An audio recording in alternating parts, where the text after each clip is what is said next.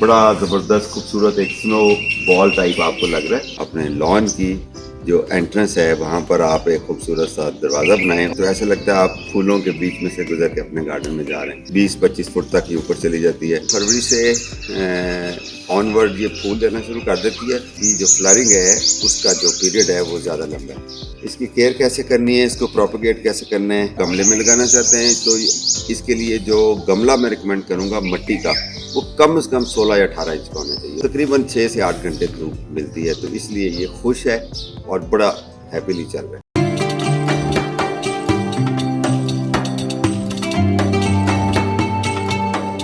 अस्सलाम वालेकुम दोस्तों, मैं हूं आपका जावेद इकबाल। आज 4 अप्रैल 2026 है। आज हम एक बहुत खूबसूरत और फ्रेग्रेंट बेल के बारे में बात करेंगे और उसको कहते हैं जनाब स्टार जैस्मीन। स्टार जैस्मीन इसलिए कहते हैं, जैस्मीन आपको पता है कि मोतिये को भी अरेबियन जैस्मीन कहते हैं, तो ये उसी फैमिली से है। और स्टार का वर्ड इसके साथ इसलिए लगा है कि इसके जो फूल हैं वो स्टार की तरह होते हैं। ये आप देखें, ये बड़ा ज़बरदस्त खूबसूरत एक स्नो बॉल टाइप आपको लग रहा है। ये बेसिकली बेल है, ऊपर चढ़ती है, ट्रेल होती है, जिस तरह से आप इसको ट्रेन करना चाहें। सबसे अच्छा जो इसका इस्तेमाल है वो ये है कि आप अपने गार्डन की, अपने लॉन की जो एंट्रेंस है वहाँ पर आप एक खूबसूरत सा दरवाज़ा बनाएं और उसके दोनों साइडों पे इसको चढ़ा दें तो ये पूरे उसको कवर कर जाती है। तो ऐसा लगता है आप फूलों के बीच में से गुजर के अपने गार्डन में जा रहे हैं। सबसे इसका बेहतरीन इस्तेमाल है। आपके किसी कॉर्नर में आप इसको नीचे से ऊपर दूसरी मंजिल तक लेके जाना चाहते हैं तो रिजनेबली कोई 20-25 फुट तक ही ऊपर चली जाती है।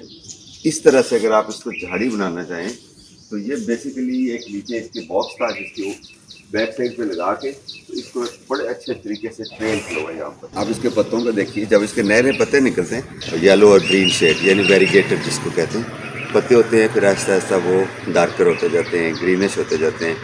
तो ये इसके पत्ते भी एक फूल की तरह खूबसूरत लगते हैं।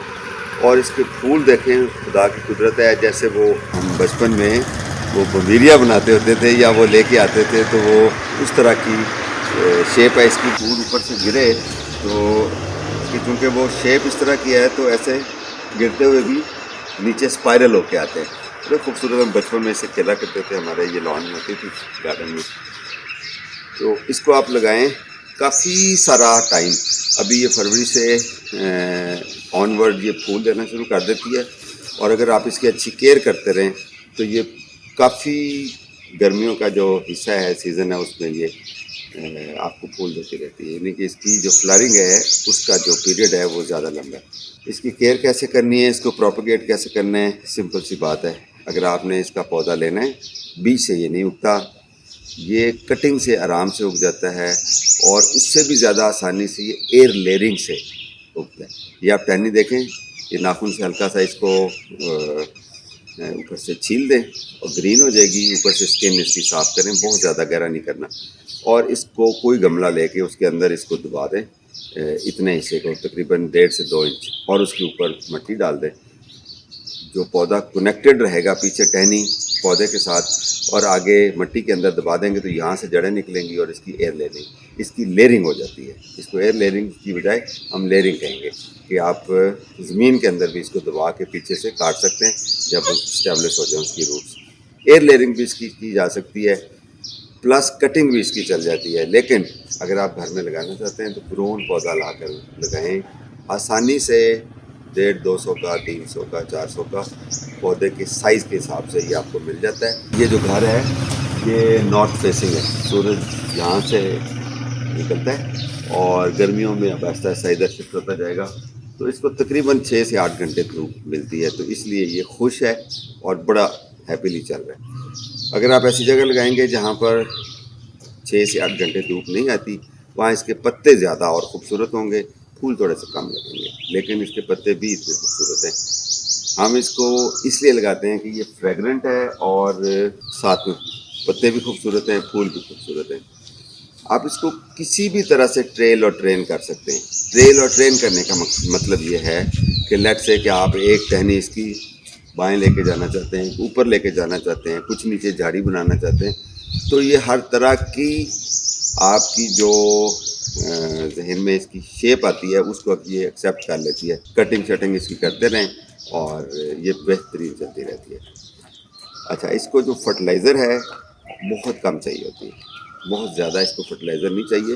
बेसिकली जो इसके फूल हैं ना, यूँ समझें कि ये इसकी ज़ात का हिस्सा है, ज़्यादा फूल खिलाना। ये जब सर्वाइव करती है, थ्राइव करती है, ज़्यादा अच्छी खुश रहती है तो ये फूल खिलाती रहती है।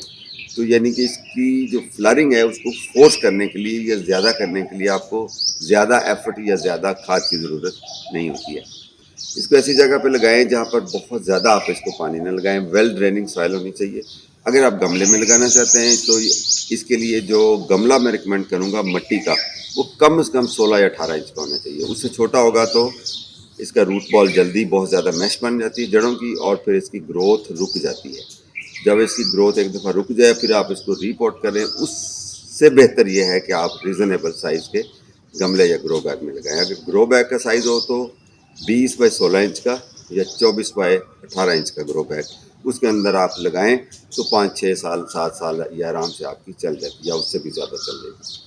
इतनी मिट्टी इसको चाहिए। जब नई मिट्टी डालें गमले में इसको लगाने के लिए तो 50% इसके अंदर वर्मी कंपोस्ट और 50% रेतली मिट्टी आप डालेंगे तो ये अच्छी वेल ड्रेनिंग रिच और सॉफ्ट सॉइल बन जाएगी। तो उसके अंदर ये हैप्पीली चलती रहेगी, कंफर्टेबली चलती रहेगी। एक और चीज़, इसकी प्रूनिंग करनी पड़ती है बीच बीच में से और वो बड़ी वाइज प्रूनिंग है। मैं ये कहूँगा कि डेड स्टेम प्रूनिंग। इसके अंदर कुछ टहनियाँ वक्त के साथ पुरानी होके बीच में से डेड हो जाती हैं और आपने इंटेलिजेंटली उनको ढूंढना है और उनको काटना है। मैं अभी प्रैक्टिकली आपको करके नहीं दिखाऊंगा क्योंकि इस वक्त मेरे पास प्रूनर नहीं है। और ये मुझे बेल नज़र आई वॉक करते हुए तो मैंने कहा ये आपके साथ सारी डिटेल इसकी शेयर करूँ।